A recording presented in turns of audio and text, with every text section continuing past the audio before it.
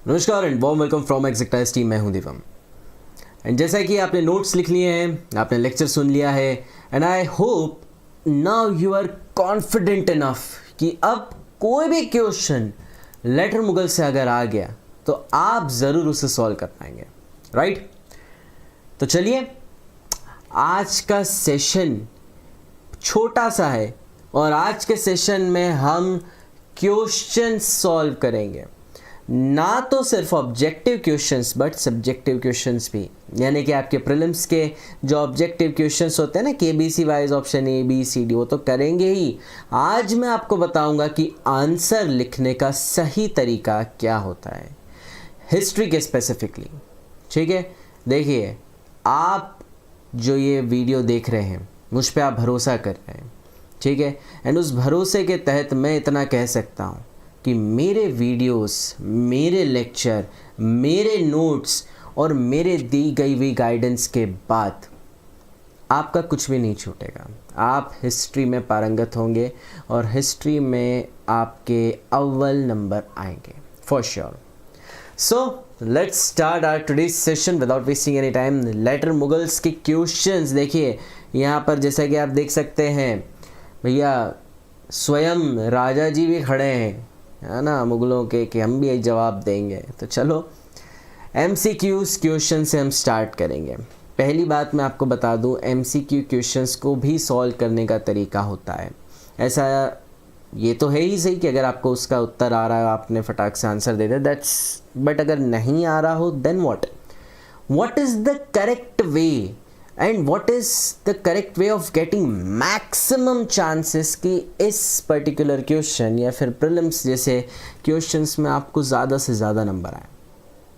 इसका भी एक तरीका होता है, टॉपर्स नहीं बताते हैं, मैं बताता हूँ आपको। चलो, तो पहला क्वेश्चन कर देखते हैं एंड उसके बाद उसको देखते हुए ही मैं आपको तरीका भी बताऊँगा। चलो, आपने अच्छे से नोट्स पढ़े हैं ना, और जब मैंने लिखवाया था, ध्यान दिया था, क्लास में ध्यान दिया है, तो ये क्वेश्चन ज़रूर सॉल्व हो जाएंगे। चलो देखो, पढ़ते हैं।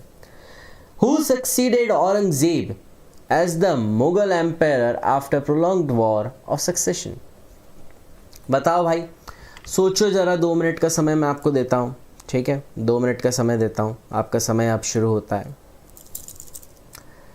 ज़रा सोचो, औरंगजेब कब उसकी मृत्यु हुई थी? याद करो, याद करो, याद करो। लेटर मुगल्स, इम्पीरियल मुगल्स, पढ़ा था मैंने, कुछ बताया था इसके बारे में, है ना? ज़रा सोचो सोचो सोचो, दिमाग लगाओ। जहाँ तक इसका उत्तर आपके दिमाग में 101% आ चुका होगा, आ गया है ना इसका उत्तर। मैंने सबसे पहले लेक्चर में स्टोरी के समय भी, नोट्स के समय भी बताया था कि मुगल्स को 2 हिस्सों में डिवाइड किया जाता है। पहला इम्पीरियल मुगल और दूसरा लेटर मुगल्स। लेटर मुगल्स कब स्टार्ट होता है? जब इम्पीरियल रूलर्स के आखिरी रूलर यानी कि औरंगज़ेब की डेथ होती है 1707 में, और 1707 के बाद उनके बड़े ज्येष्ठ पुत्र, कैसा लगता है ना, मुसलमान और मुग़लों में मैं संस्कृत और हिंदू टाइप के वर्ड्स का यूज़ करता है। यही तो खासियत है हमारे इंडिया की, इसी तरीके से मिलजुल के रहना चाहिए। हाँ, तो उनके पहले पुत्र कौन थे? जवाब दो, सोचो। And I know you got the answer and you are correct, absolutely. The right answer for this is Bahadur Shah first, right? देखो क्वेश्चन पढ़ो। Who succeeded Aurangzeb as Mughal empire after prolonged war of succession? Mohammad Azam, Kambakhsh, Bahadur Shah first और शाह आलम first, ठीक है? तो सीधी सी बात है, आपको याद होगा बहादुर शाह फर्स्ट 2 साल का इनका सक्सेशन वॉर चला अपने छोटे भाई के साथ में, and after that he became 63 की उम्र में ये राजा बने, एंड वो सारी चीज़ें हमने पढ़ी थी ना, याद आ रहा है कुछ? गुड, इनका चेहरा भी याद रख लो, ठीक है? बहादुर शाह फर्स्ट, इजी है, easy PG. Next, now second, which Mughal emperor was known for his ineffective rule and left state affairs in the hands of Uddam Bai and her paramour Javed Khan. कुछ याद आ रहा है? थोड़ा confusing है ना नहीं question? जैसे UPSC directly तो थाली परोस के आपको देगा नहीं, लेकिन मैं गारंटी बता रहा हूँ ये हमने पढ़ा है, ये मैंने आपको बताया है, ये पीपीटी में भी था, ये नोट्स में भी है. सोचो. ऑप्शन है अहमद शाह बहादुर, फारूक सियार, शाह आलम टू, बहादुर शाह टू. एक हिंट देता हूँ अगर याद नहीं आ रहा हो, और ये भी बताऊंगा कि ऐसे क्वेश्चन से डील कैसे करना चाहिए कि जिससे चांसेस आपके बढ़ जाए कि आप सही उत्तर दें. हिंट ये है कि हमने सिर्फ एक ऐसा राजा पढ़ा था जिस मैंने बोला था जिसका नाम तो बड़ा तुमने रखा है और सब छोड़ छाड़ के अपनी मम्मी को दे दिया था उसने अपना राजपाट, और मम्मी जो थी अपने लवर के साथ में थी. आ रहा है कुछ आ रहा है, याद आ रहा है. इसका सही उत्तर अहमद शाह बहादुर. ए. याद करो, मैंने बताया था आपको और इनको पढ़ा भी है. जब इनको हम पढ़ते हैं अहमद शाह बहादुर को तब मैंने बताया था. याद आया कुछ? गुड. और जिन्होंने भी सही उत्तर दिया है ऐसे पीठ थपथपाओ मेरी तरफ से एक चॉकलेट आपको. देखो अब मैं इस क्वेश्चन को जिनको नहीं आया है उनको चांसेस बढ़ाने के लिए, देखो ये मैं ऐसे ट्रिक्स के ज़्यादा फेवर में होता नहीं हूँ, बट हम यहाँ पर एग्ज़ाम निकालने आए हैं. तो एग्ज़ाम निकालने के लिए साम दाम दंड भेद नहीं, दाम नहीं ना ही दंड, मेहनत और सिर्फ मेहनत के बलबूते पर हम ये एग्ज़ाम निकालेंगे और बहुत रिलैक्स वे में एग्ज़ाम निकाल देंगे. कैसे सॉल्व करना चाहिए? देखो क्या होता है, मैं आपको एक तरीका बताता हूँ.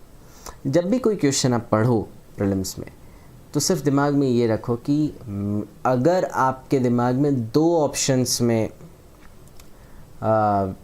प्रॉब्लम हो रही है कि आई एम डैम श्योर कि इन दो में से एक ही है बट ये नहीं पता दोनों में से कौन सा है, only then you should attempt that question. ठीक है?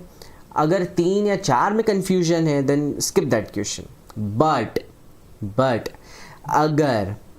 अगर आपको लगता है कोई ऐसा क्वेश्चन है जिसमें दो ऑप्शंस ऐसे हैं जिसमें लग रहा है क्या जैसे इसमें अहमद शाह बहादुर और फारूक सियार क्या, तब आप इसको अटेम्प्ट करो. Let me tell you why. Simple reason behind that is या तो सही होगा या तो गलत होगा. लेकिन 4 वालों में से आपने अगर या 3 वालों में से करा तो ज़्यादा प्रोबेबिलिटी बढ़ जाएगी कि यार वो गलत ही होगा. 70-30 का रेशियो बन जाएगा 3 में, और 4 में 90-10 का रेशियो बन जाएगा. लेकिन जब आप 2 प्रश्नों में तो 50-50 रहता है. मैं इसके थोड़ा खिलाफ हूँ, but still if you want to get marks in prelims and you are not able to recognize that question कि यार इसका आंसर क्या था, then I would suggest कि you can try this trick. ठीक है? So the right answer for this question is Ahmad Shah Bahadur. Let's move on to the next question. Number 3. Who was the founder of Asaf Jah dynasty in Hyderabad and what title did he assume after defeating Mubriz Khan?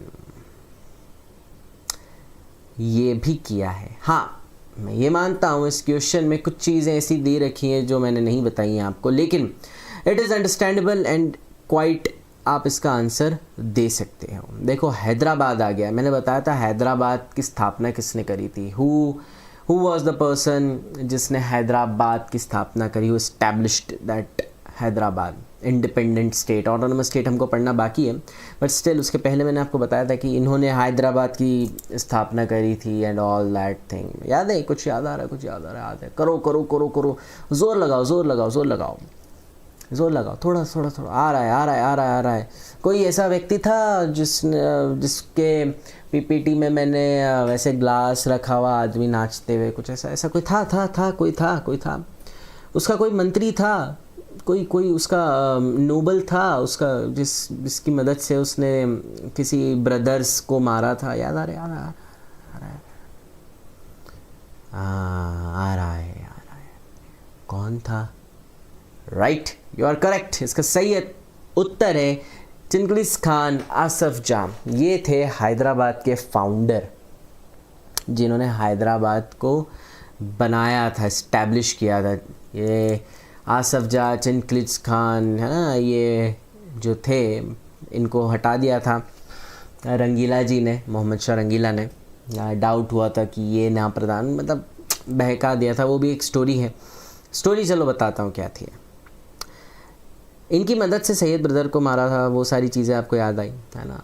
अब क्या हुआ, nobles मैंने आपको बताया था एक दूसरे से कंपटीशन में रहते थे, तो दूसरा एक नोबल आया रंगीला के पास। वो तो था ही रंगीला, नशे पत्ते में गया कि अरे राजा जी बोला हाँ बोलो, ऐसा है कि आपका जो प्रधानमंत्री है, जो सबसे बड़ा नोबल है, वो ऐसा नहीं हो कि आपको तौबा तौबा मार दे।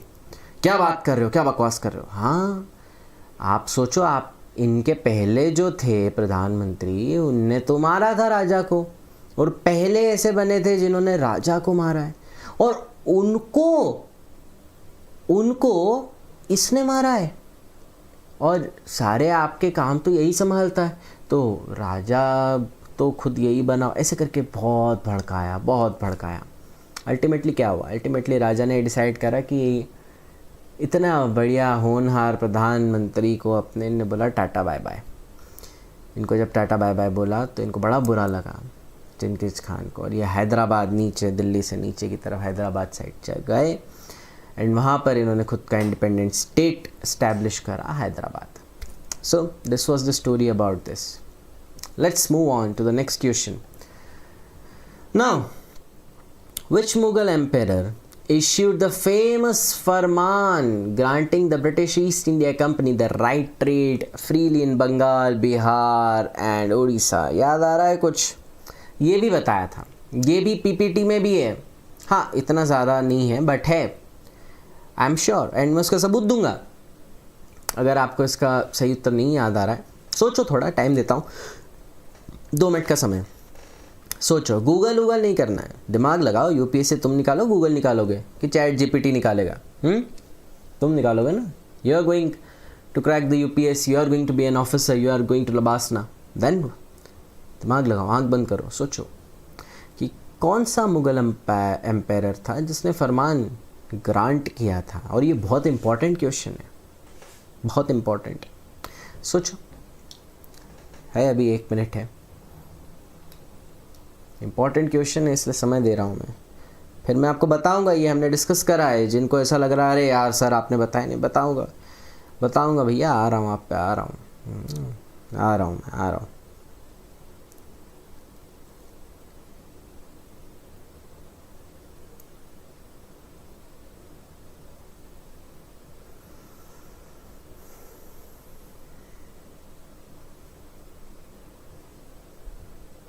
सोच लिया? सही उत्तर लॉक कर दिया जाए? इसका सही उत्तर है फारूक सियार, और ये वही पीपीटी है, ये वही स्लाइड है जो मैंने आपको पढ़ाई है 3रे नंबर पर जब हम फारूक सियार पढ़ते हैं। अब ज़रा पढ़ो इसे, शुरुआत से पढ़ो, कम on. Farrukh Siyar ruled from 1713 to 1719. He became emperor after killing Jahadar Shah with the help of Sayyid brothers Abdullah Khan और हुसैन अली। मैंने आपको बताया था, पढ़ा है ना, याद आ रहा है? Who were also known as kingmakers.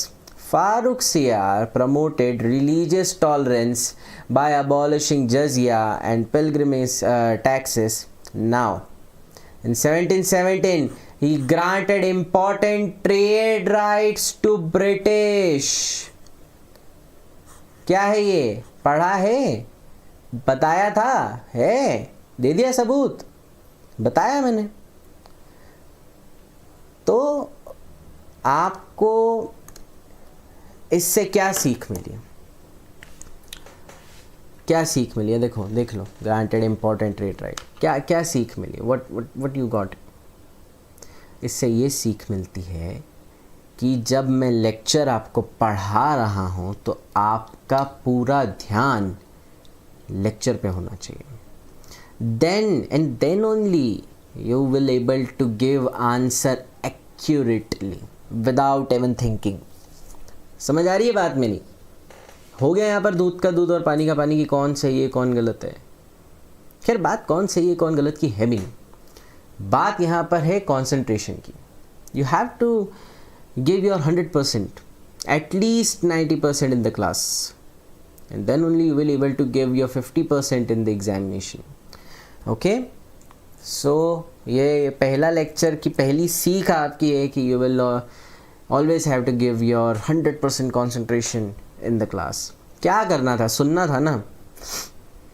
सुन लेते तो अभी इसका उत्तर दे देते, इसका आंसर दे देते.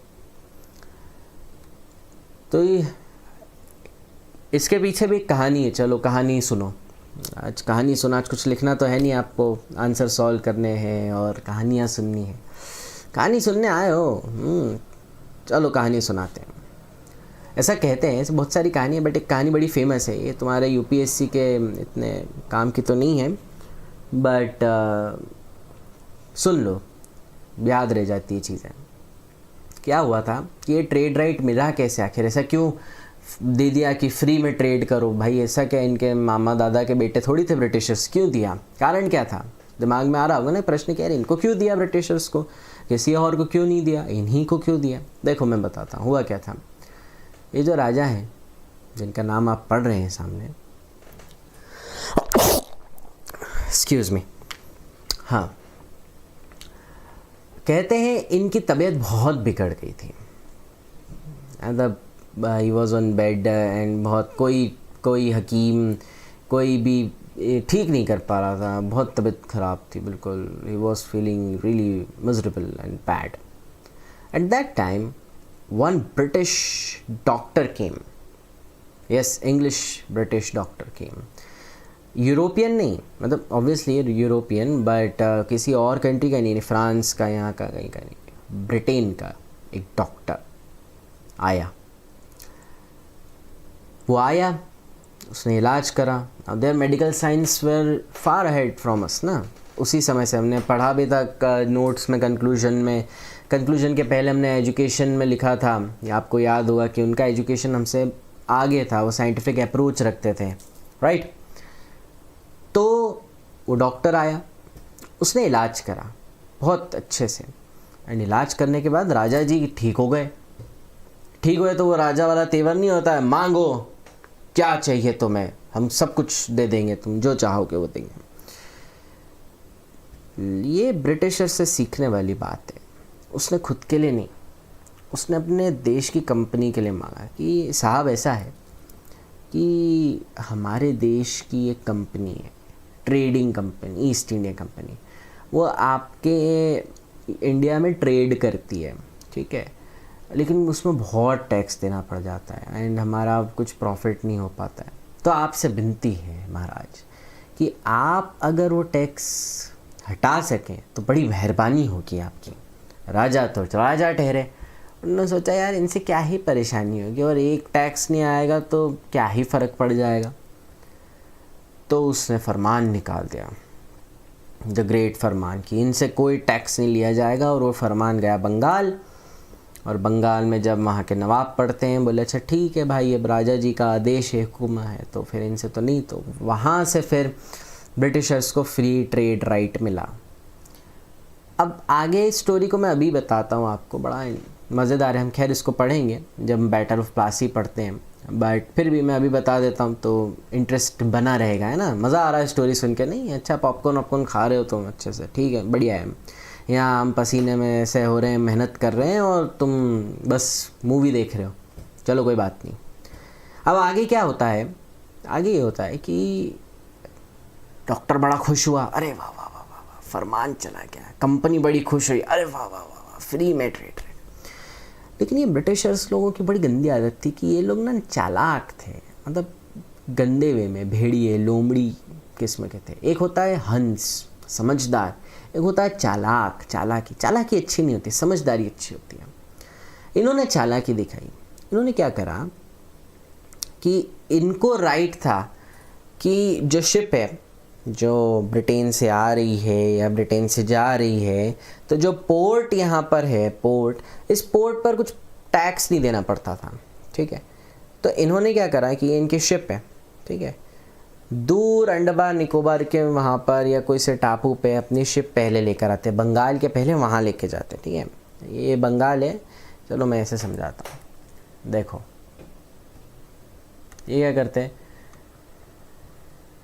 अरे सॉरी,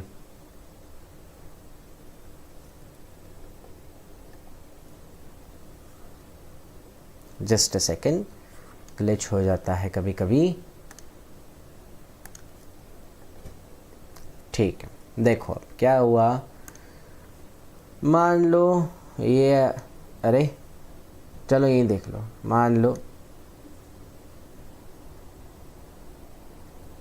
टेक्निकल जो चीज़ होती है ना, मुझे बहुत दिक्कत आती है उसमें कई बार अपने आप, मतलब मैं कुछ नहीं कर रहा हूँ, मैं डायग्राम बना रहा हूँ और ये पीछे हो रहा है महाराज, क्या करें बताओ आप, गंदा बिल्कुल नॉनसेंस,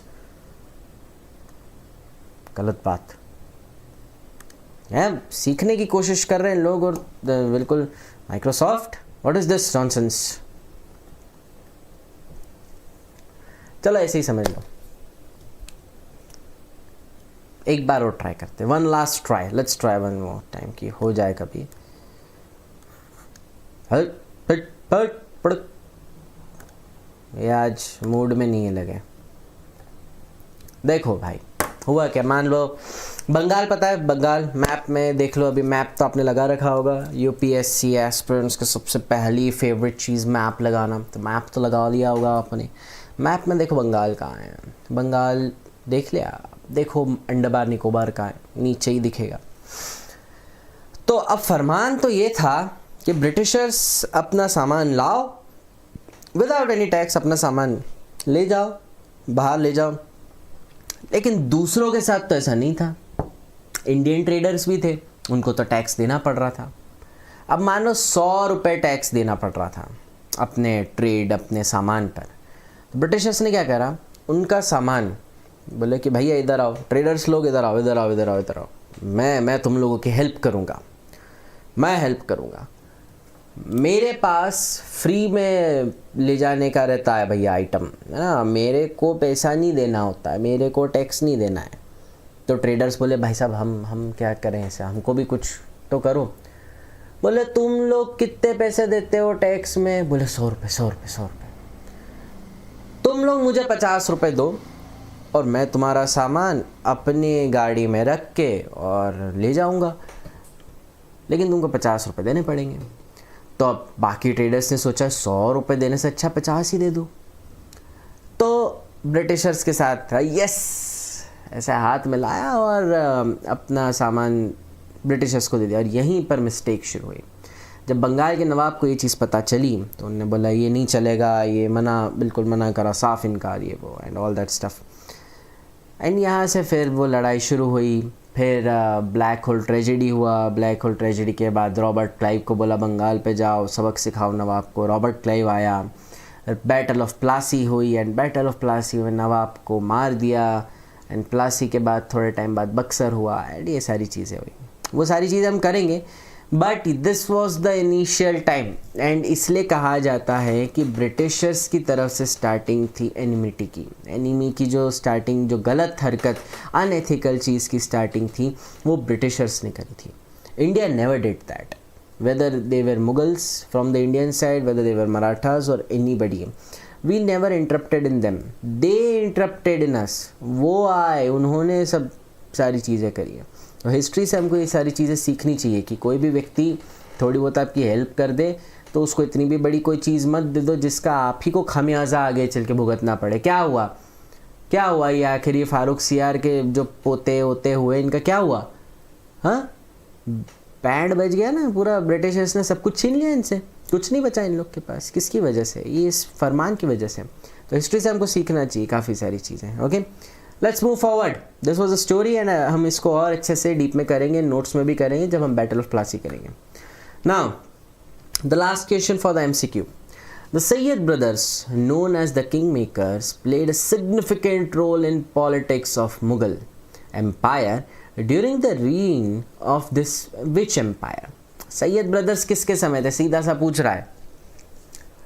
औरंगजेब, बहादुर शाह फर्स्ट, मोहम्मद शाह या फारूक सियार? बताओ, सैयद ब्रदर ने किसको मारा, किसको बिठाया?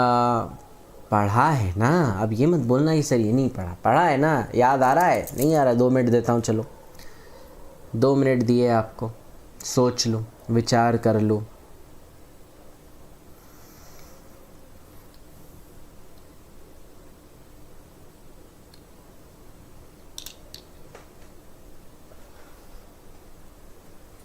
सोचो सोचो, आ गया होगा उत्तर तो लिख लो,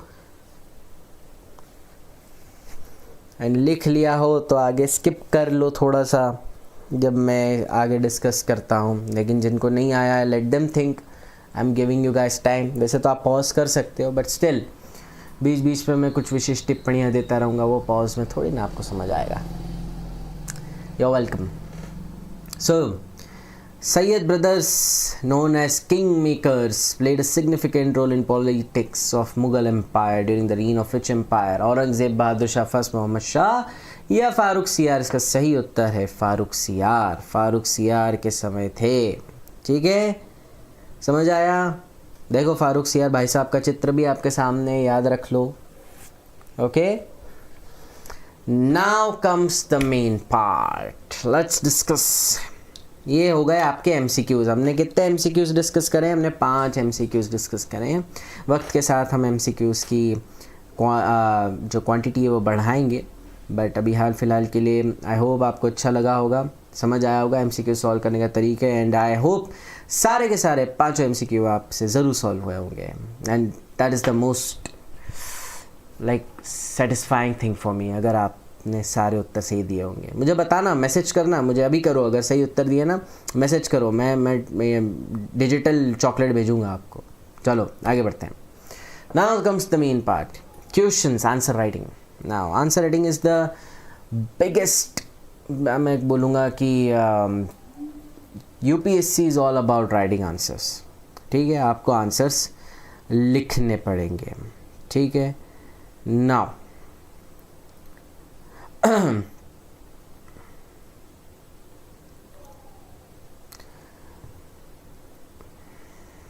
just give me a second. हम क्वेश्चंस जो सॉल्व करने वाले हैं ज़रा वो मैं देख लूँ।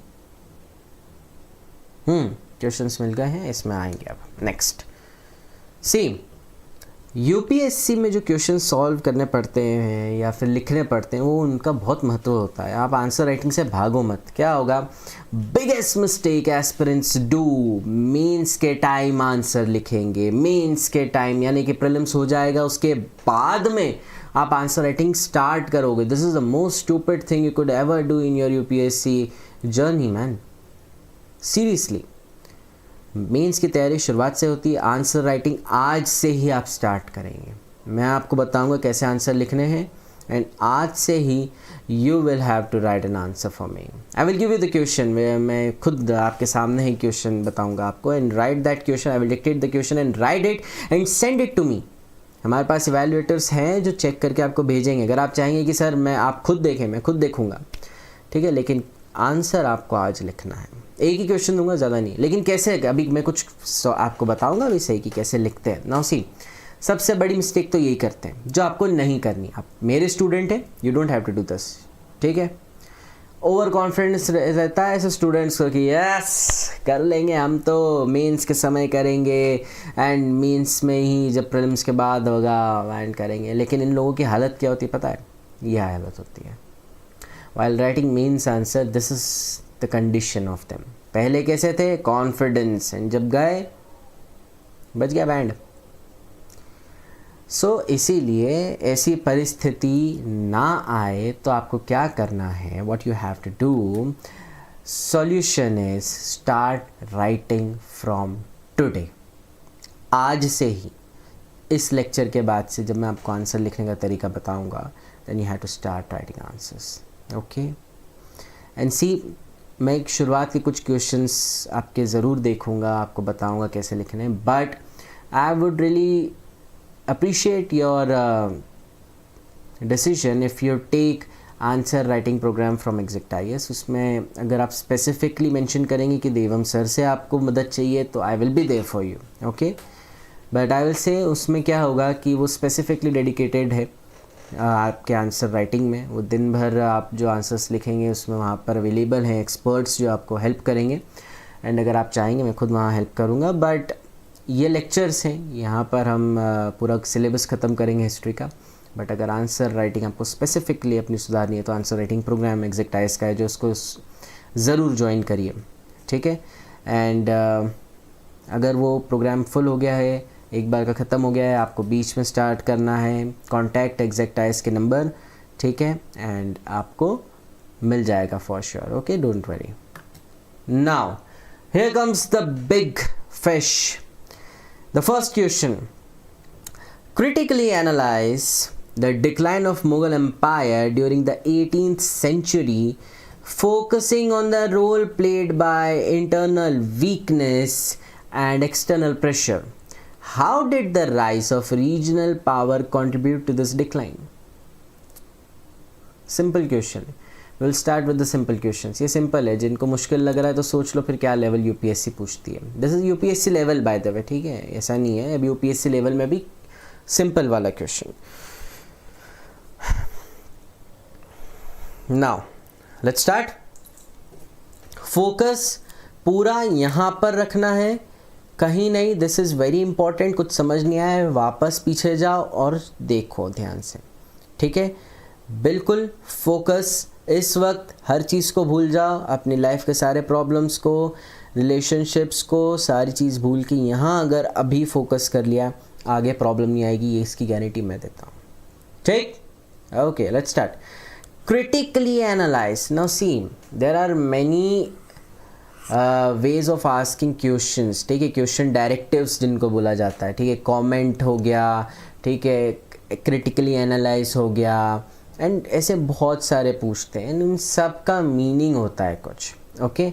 कमेंट पूछा है तो आपकी राय पूछी है उसमें। हिस्ट्री के क्वेश्चंस में अधिकांश कमेंट आता है, स्पेशली ऑप्शनल में। क्रिटिकली एनालाइज पूछा है इस क्वेश्चन में, मतलब आपको इसका क्रिटिक देना है। आपको क्या इसमें बुराइयां थी, क्या गलतियां थी, वो बतानी, उसको एनालाइज करके इनको दिखाना है इन अ वेरी ब्यूटीफुल मैनर, ठीक है। अभी मैं आपको बेसिक आंसर राइटिंग बताऊंगा। जब ये हो जाएगा, this is the first stage. Second stage में मैं आपको बताऊंगा कि how to decorate your answer which will give you extra 2 numbers, ठीक है। जिसमें हम पाई चार्ट्स, टेबल, अलग अलग डायग्राम्स, मैप्स, इनको जब ऐड करते हैं तो वो डेकोरेटिव फॉर्म बन जाता है, भरा भरा लगता है। बट फॉर टुडे हम उतना नहीं करेंगे, हम सिर्फ बेसिक आंसर लिखेंगे सो दैट आप बेसिक सीख जाएं पहले, देन हम आगे बढ़ेंगे। वो वक्त के साथ मैं आपको धीरे धीरे बताऊंगा। Now focus on this question back. Critically analyse the decline of the Mughal empire during the 18th century. हमने पढ़ा है मुगल्स एम्पायर कैसे डिक्लाइन हुआ है औरंगज़ेब की डेथ के बाद में। तो critically analyse decline of Mughal empire of 18th century, ये इसका पहला पार्ट हो गया, ठीक है। Next part, focusing on the role played by internal weakness. Internal weakness क्या थे? ये जो लेटर मुगल्स थे सारे और नोबल्स के आपस में लड़ाइयाँ, मिलिट्री वीकनेस, सारी चीज़ें internal weakness. And external pressure. External pressure बोले तो रीजनल पावर्स हो गए, अब्दू आया, नादू आया, ठीक है। तो ये इंटरनल वीकनेस दूसरा, एक्सटर्नल प्रेशर तीसरा। 3 पार्ट इस क्वेश्चन के हैं। How did the rise of regional powers contribute to this decline, मतलब ये इंटरनल वीकनेस का ही एक पार्ट इसमें आ गया, ठीक है। ओहो, ये टेक्निकल इशू मेरी जान ले लेगा, sorry for the interruption guys, ठीक है। तो आपका ये रीजनल पावर वाला जो है वो डायरेक्टली इन्होंने पूछ भी लिया है। तो स्पेसिफिकली अगर रीजनल पावर पूछा है तो आपको रीजनल पावर के बारे में लिखना पड़ेगा। क्वेश्चन समझ में आया? कितने पार्ट्स में है? 3 पार्ट्स में है, ठीक है। तीनों को स्टेप बाय स्टेप लिखेंगे, ठीक है। अब मैं आपको पहले बताता हूँ कि आंसर लिखा कैसे जाता है, ठीक है। बेसिक आंसर राइटिंग, कोई सा भी आंसर दुनिया का किसी भी सब्जेक्ट का लिखना हो, ये आपका ब्लूप्रिंट है उसका, ठीक है। दिस इज द वे, किसी ने नहीं बताया आपको, कोई नहीं बताता आंसर कैसे लिखना है, मैं बता रहा हूँ। This is the way you should write an answer and this is the way you will write an answer and this is the very easy way. सब चीज़ें छोड़ो, आंसर लिखना है, आंसर ऐसे लिखा जाता है। कैसे लिखते हैं देखो, फोकस करो इधर। इंट्रो, बॉडी एंड कंक्लूजन, इतना सबको पता है। अब इंट्रो के कितने, इंट्रो में क्या लिखना है, क्वेश्चन के कितने पार्ट थे, 3 थे, 3, तो इंट्रो के 3 पार्ट हो गए, 1 2 3, ठीक। नाउ बॉडी, अब ये जो 3 पॉइंट थे इनको सब डिवाइड कर दो, 2 और ये जो आपका हो गया ये बॉडी हो गई, ठीक है। यानी कि 1 2, ठीक है, 3 4 5 और 6 और ये 2 और ये 2, ये इनका एक ग्रुप होना चाहिए, ठीक है। समझ रहे हो कैसे? अभी तक थोड़ा बहुत घुस रहा है, कोशिश करो। क्या करा अभी तक हमने? इंट्रोडक्शन में 3 पॉइंट क्यों लिए? क्योंकि question was divided into 3 parts, उनके बारे में हमने यहाँ पर लिखा है, ठीक है। ओके, एक्सटर्नल, इंटरनल एंड क्या प्रॉब्लम्स थी, तो वो ऐसे करके पॉइंट्स वाइज लिख दिया, ठीक है। Now change the paragraph and will start with the body. Now जो पहला जो प्रॉब्लम थी, ये जो पहला वाला था, इसके हम लिखेंगे ये 2 पॉइंट, ठीक है। दूसरी जो प्रॉब्लम थी उसके लिखेंगे हम ये 2 पॉइंट, तीसरी जो प्रॉब्लम थी उसके लिखेंगे हम ये 2 पॉइंट, ठीक। ये 6 पॉइंट, ये हो गया आपका बेसिक। अब मान लो आपसे ये 150 वर्ड का नहीं है, ये ज़्यादा वर्ड्स का है, ज़्यादा नंबर का है, देन आप यहाँ पर 2.7 और 8 और ऐड कर देंगे। यहाँ पर आप क्या लिखेंगे, इन तीनों का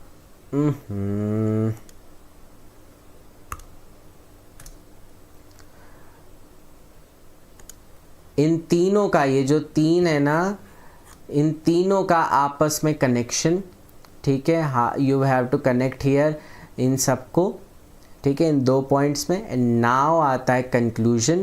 कंक्लूजन में आपको लिखना है हिस्ट्री में स्पेसिफिकली, एंड रिजल्ट क्या हुआ, एंड कंटिन्यूटी, ये 2 पॉइंट लिखने हैं, 1 एंड 2।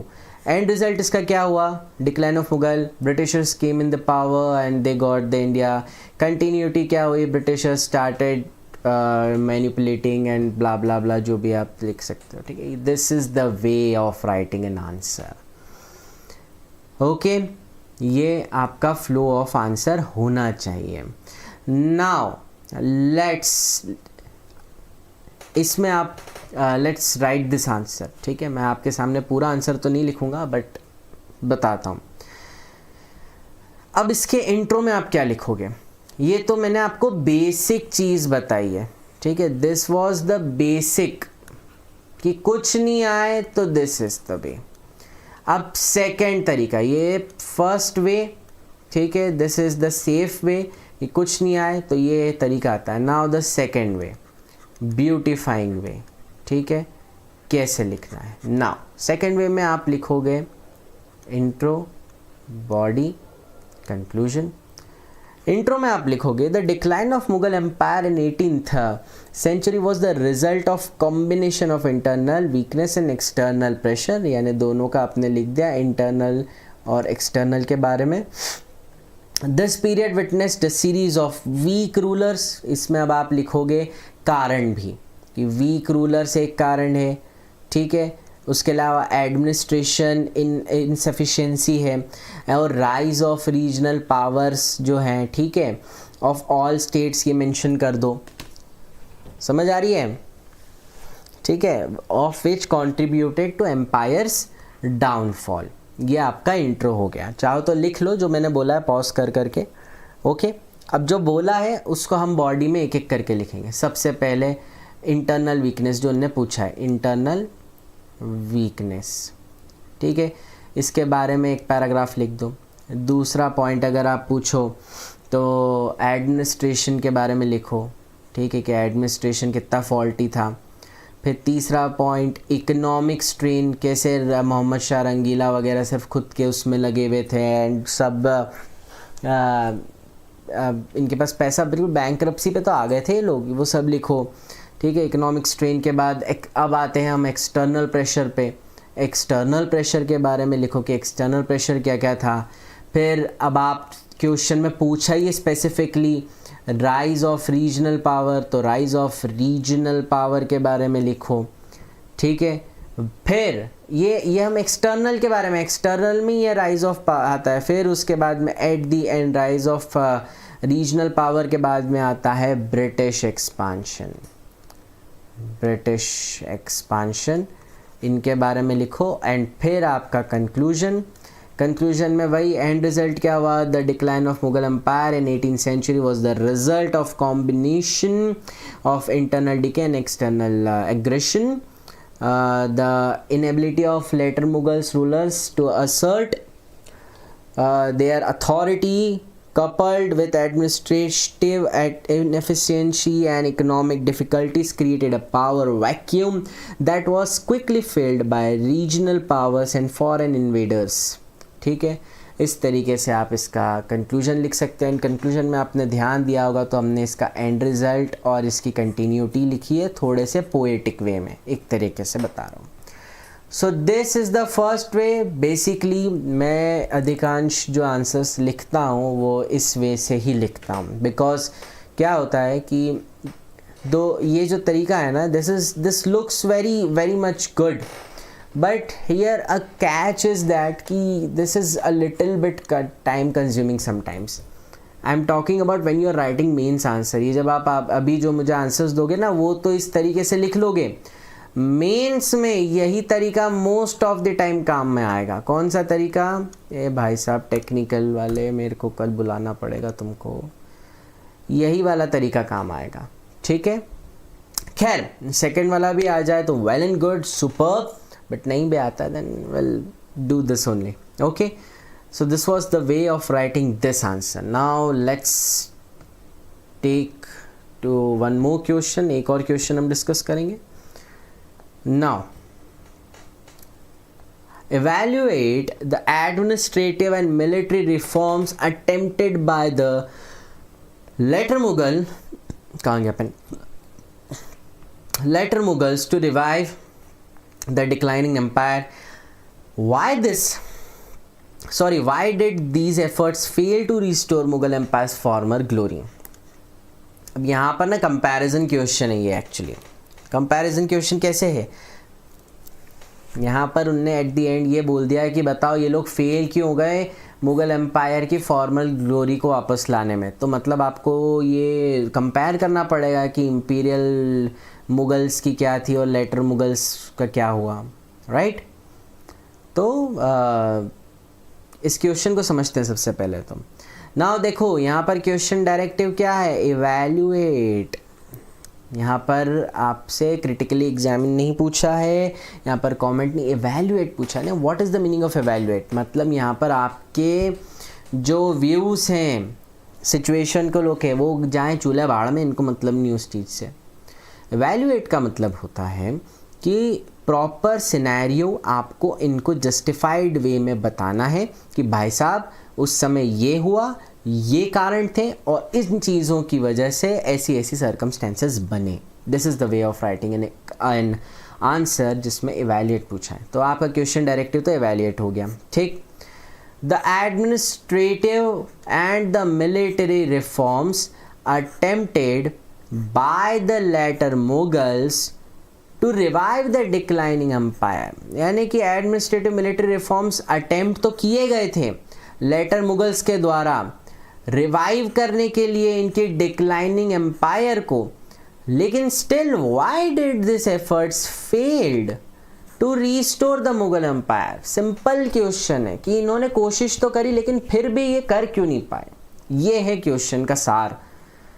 तो सिंपल है, इसका आंसर में आप क्या लिखोगे, देखो फ्लो ऑफ आंसर क्या होना चाहिए। अगेन फर्स्ट मेथड क्या मैंने बताई थी कि आप इंट्रो, ठीक है, इसके कितने पार्ट थे इस क्वेश्चन के, देखो हाँ कितने पार्ट है इस क्वेश्चन के, evaluate the administrative and military reform, तो एडमिनिस्ट्रेटिव पहला हो गया, मिलिट्री दूसरा हो गया, और तीसरा हो गया कि वाई दे फेल, तो 3 है अगेन। ओके, चाहो तो 2 में भी कर सकते हो कि एडमिनिस्ट्रेटिव मिलिट्री एक ही में करके, बट आई विल सजेस्ट 3 करूँ तो बेटर लगेगा। 1, 2 और 3, ठीक। बॉडी अगेन इन तीनों के 2 2 2 पॉइंट, यानी 6 पॉइंट, 1 2 3, ठीक है, 1 2 3 4 5 और 6, और कंक्लूजन में एंड रिजल्ट और कंटिन्यूटी, ठीक है। ये आपका आंसर इस तरीके से फटाफट लिखना हो तो ऐसे कर लोगे। Now let me tell you how would you write this answer. Okay, so अब इसका जो इंट्रो है, you can write the intro if you want, ठीक है। The later Mughals particularly empires like, देखो एम्पायर्स की बात हो रही है। पहली बात वेरी इंपॉर्टेंट दिस इज कि अब इंट्रो में आपको लिखना है एडमिनिस्ट्रेटिव मिलिट्री रिफॉर्म्स। अब वो किसने करे, सारे राजा ने थोड़ी ना करे, लेटर मुगल्स के सारे राजा इतने सफिशिएंट थोड़ी, सेल्फ सफिशिएंट थोड़ी थे कि सबने करा, किन किन ने करा, तो the later Mughal particularly empires like Bahadur Shah first, Mohammad Shah, Shah Alam II attempted various administrative and military reforms to revive the empire, but these efforts ultimately failed due to multiple factors. ये इंट्रो बड़ा ब्यूटीफुल इंट्रो, देखो मैं लिख के बता देता हूँ आपको, ठीक है। ये चाहो तो लिख लो मेरे साथ, the later Mughals particularly emperors like Bahadur, नाम देखो बहादुर, बिल्कुल हम बहादुर, खैर ये थे भी थोड़े तो ठीक ही थे, बहादुर शाह फर्स्ट, आप पूरा मोहम्मद लिखना, ठीक है, मोहम्मद शाह, ठीक है, and Shah Alam second attempted, इन्होंने ही करा था सिर्फ, अटेम्प्टेड वेरियस, क्या वेरियस, तो वही जो क्वेश्चन लिखा है एडमिनिस्ट्रेटिव, पूरा लिखना, ठीक है, मैं छोटा सा लिख रहा हूँ, एंड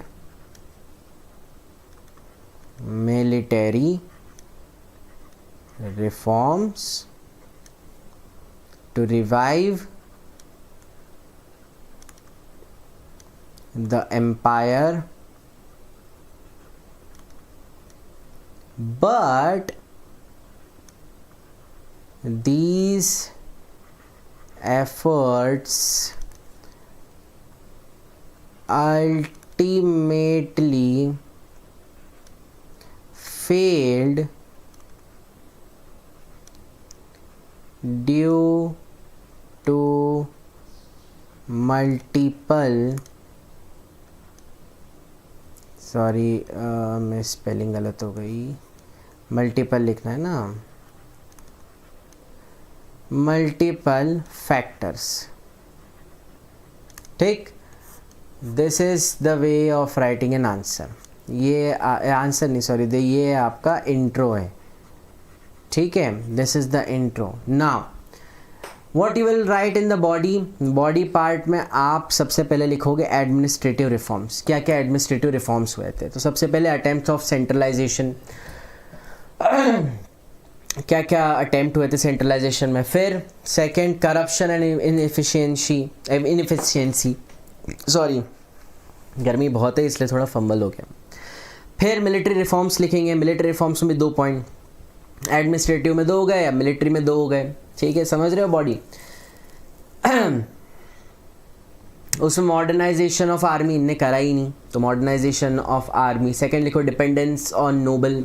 मैंने क्या बोला था आपको कि बांट दिए थे नोबल्स को एरिया, और उनको बोला अपने अपने एरिया से टैक्स लो और अपने अपने जो सेना है उनको वहीं दो, तो राजा की कौन सुने, ठीक है ना। उसके बाद में ये 4 पॉइंट हो गए ना। लिखो रीज़न फॉर फेलियर, तो वीक लीडरशिप उसमें लिखो, इंटरनल स्ट्रेफल लिखो, एक्सटर्नल इन्वेजन लिखो, राइज ऑफ रीजनल पावर लिखो, और फिर लिखो ब्रिटिशर्स की इन्वेजन, ब्रिटिश एसेंडेंसी भी आप उसको लिख सकते हो, और उनके बारे में लिखो कि फिर उनका आना हुआ एंड ऑल दैट स्टेप। फिर कंक्लूजन में इसका रिजल्ट और continuity, despite attempts at reforms the later Mughals were unable to overcome the deep seated problems of weak leadership, internal division and external threat.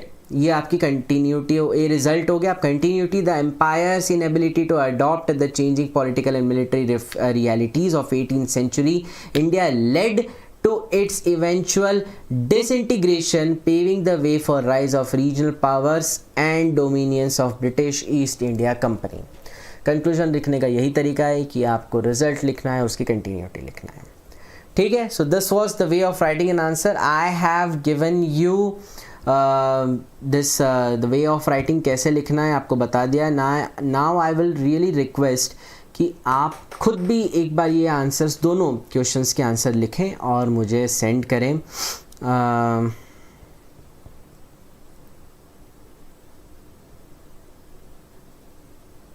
अब एक प्रैक्टिस क्वेश्चन मैं दे देता हूँ, अगर आप लिख सकें। वैसे तो इन दोनों को लिखना है, बट स्टिल एक प्रैक्टिस क्वेश्चन मैं आपके लिए दे देता हूँ। लिखिए, if you want you can practice on this question answer, उसका मेरे को आंसर लिख के भेजेगा। लिखिए, analyse the impact of Sayyid brothers, analyse the impact of Sayyid brothers on the Mughal empire, during the early 18th century. Analyze the impact of Sayyid brothers, Sayyid brothers, on Mughal Empire during 18th century. To what extent,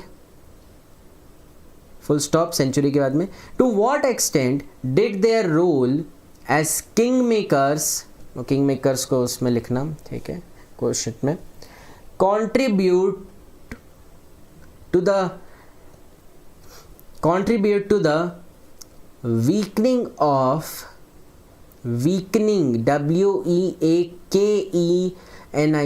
weakening of imperial